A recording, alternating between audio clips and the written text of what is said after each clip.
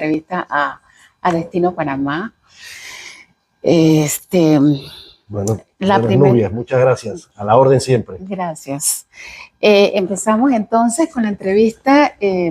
Queremos saber, magistrado, usted cómo evalúa el estado actual de la democracia panameña y qué papel juega el Tribunal Electoral en ese proceso.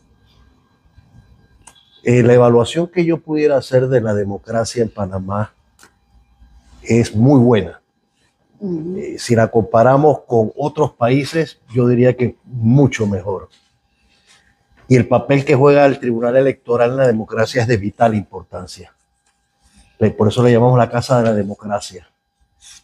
Aquí es donde necesitamos que la democracia se mantenga para el bien de toda la ciudadanía. Correcto. El presidente de la República, el señor Molino, ha prometido una constituyente y le ha puesto como apellido originaria. ¿Estaría usted de acuerdo con una constituyente originaria? Actualmente la Constitución no contempla de manera expresa la figura de la constituyente originaria. Pero cuando digo de manera expresa, no quiere decir que no pueda existir una constituyente originaria, ya que hay opiniones divididas sobre ese particular. La principal que dice que el pueblo es el soberano. Y desde ese ángulo, pues, pareciera que la Constitución lo daría. Pero como Tribunal Electoral yo no pudiera decir si es viable o no. Ese es un estudio a fondo que habría que hacer para establecerlo. Al final corresponderá al Tribunal Electoral, si se llama una constituyente originaria o paralela, intervenir. Y no sería ahora mismo el momento oportuno. Exacto. ¿Y qué opinión usted tiene sobre la segunda vuelta? ¿Usted cree? Hay mucho...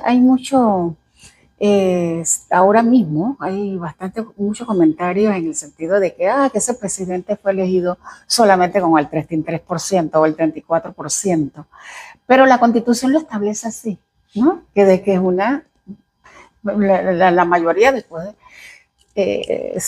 con ese porcentaje, pues un presidente está perfectamente electo.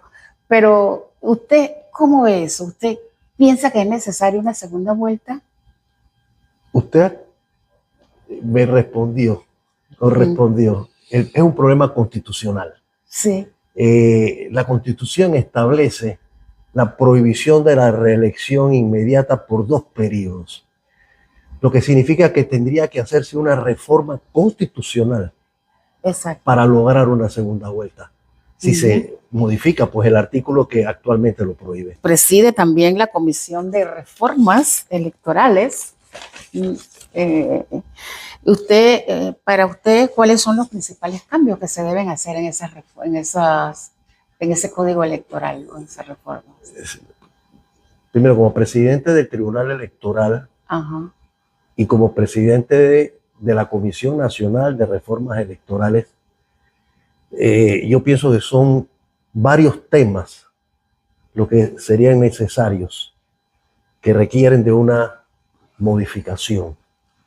El financiamiento político, la fiscalización de ese financiamiento político, la asignación de curules por circuitos, en los circuitos plurinominales, la paridad de género, para citar solo algunas. Sin embargo, actualmente estamos únicamente analizando las reformas en un primer bloque que contemplan disposiciones del Código Electoral y posteriormente iniciaríamos las discusiones de otros bloques donde entrarían estos temas que acabo de mencionar. ¿Y usted cómo planea abordar el financiamiento político que se critica mucho, ¿no? Ese tema y también el uso de los medios digitales en las campañas electorales.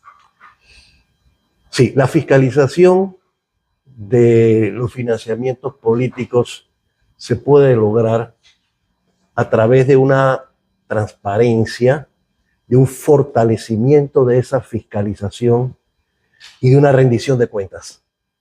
Eso es lo que pudiera asegurar y darle tranquilidad a la ciudadanía en cuanto al uso de esos fondos públicos.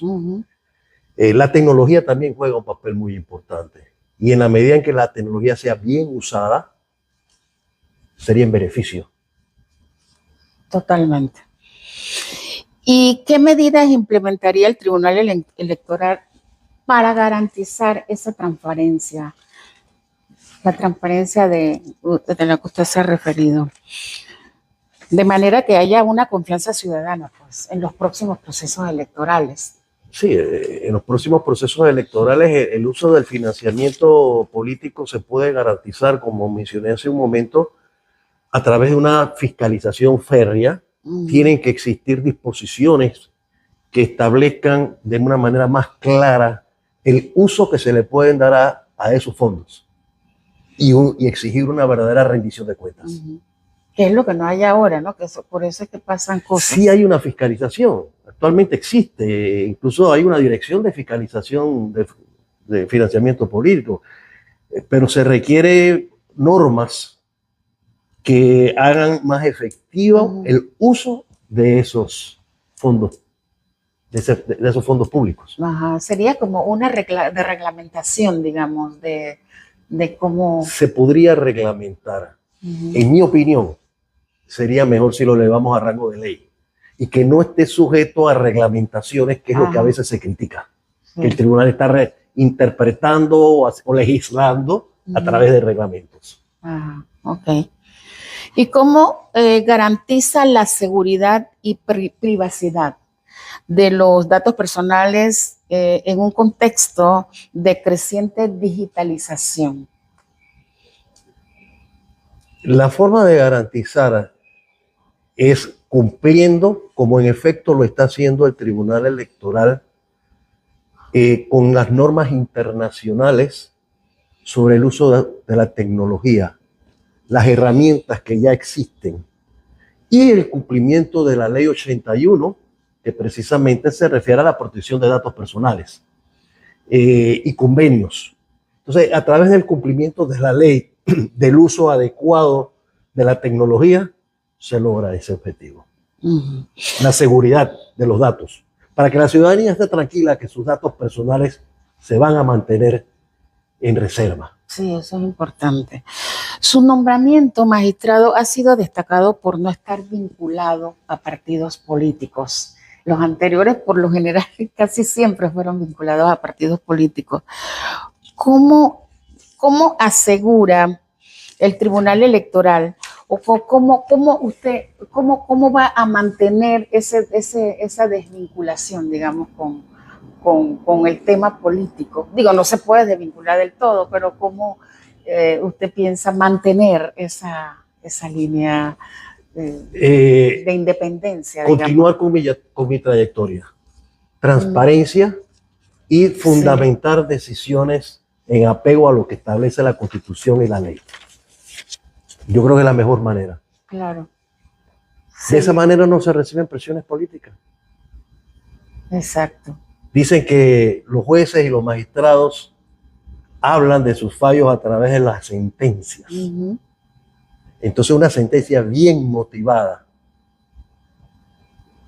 aclara la decisión, la parte resolutiva, en apego a la ley y a la Constitución.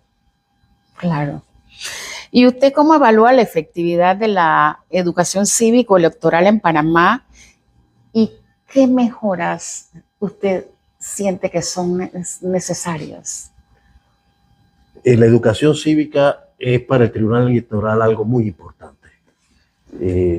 Se han realizado muchos convenios, el Tribunal Electoral siempre ha procurado la participación de los jóvenes. En las elecciones pasadas, en el 2024, la participación de los jóvenes fue excelente, el 75.5% de los jóvenes entre 18 y 25 años.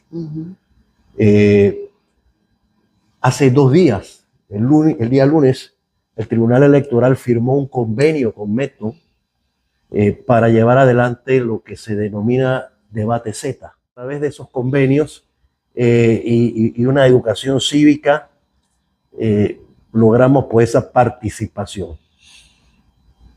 Ajá. Como lo dije en la intervención cuando se firmó ese convenio, hay que decirle a los jóvenes que no tengan miedo, que participen, que sus ideas serán respetadas. Eso es muy importante. Claro. Sí, la juventud. Y para usted, doctor, ¿cuáles son los principales retos que enfrenta el Tribunal Electoral de cara a las elecciones que se aproximan, o sea, las próximas elecciones de 2029, ¿no? Yo creo que el primer reto o el más importante de todo es el que estamos trabajando actualmente en la Comisión Nacional de Reformas Electorales. Modificar aquellas disposiciones que den más transparencia, más garantías, y que esas modificaciones posteriormente, una vez se lleven a la Asamblea Nacional, lograr su aprobación. Ese es el primer reto, para que en las elecciones del 2029 haya más confianza de la ciudadanía. No es que no exista ahora, pero todo se puede mejorar. Claro. ¿Y usted qué legado espera dejar? ¿Qué legado al concluir su gestión como presidente del Tribunal Electoral?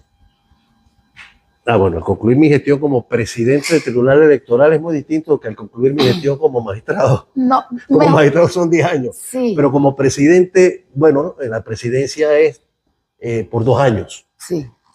Sí. Lo más que yo aspiro en estos 2 años es dejar un tribunal electoral, una institución como presidente robusta, con credibilidad, tarea con la que voy a continuar después como magistrado. Claro. Si el hecho de ser presidente del tribunal electoral no me da una prerrogativa o una facultad superior a la que tendría como magistrado sin ser presidente. Pero como presidente, pues aspiro a eso. Ese sería mi legado. En el año y medio que me queda, pues. Sí. Presidente, una preguntita adicional. ¿Usted qué piensa de los diputados nacionales? ¿Usted piensa que ese cambio sería bueno para Panamá? Porque algunos hablan de diputados nacionales. ¿Usted qué piensa? Ese también es un tema constitucional. Sí. Lamentablemente, y digo lamentablemente porque no está en manos del Tribunal Electoral. Exacto. Ajá. Pero sería una reforma constitucional la que podría lograr rebajar el número de diputados, establecer clasificaciones entre diputados nacionales o diputados circuitales, como lo tenemos actualmente. Ajá. Entonces, sí, tendría que ser una reforma constitucional. Ok. Bueno, yo creo que ya esos temas eran los que teníamos programados hablar con usted. ¿Cómo no? Estoy afónica, no sé por qué, porque el que habló fue usted y no yo. Pero muy interesante. ¿Cómo no? Gracias.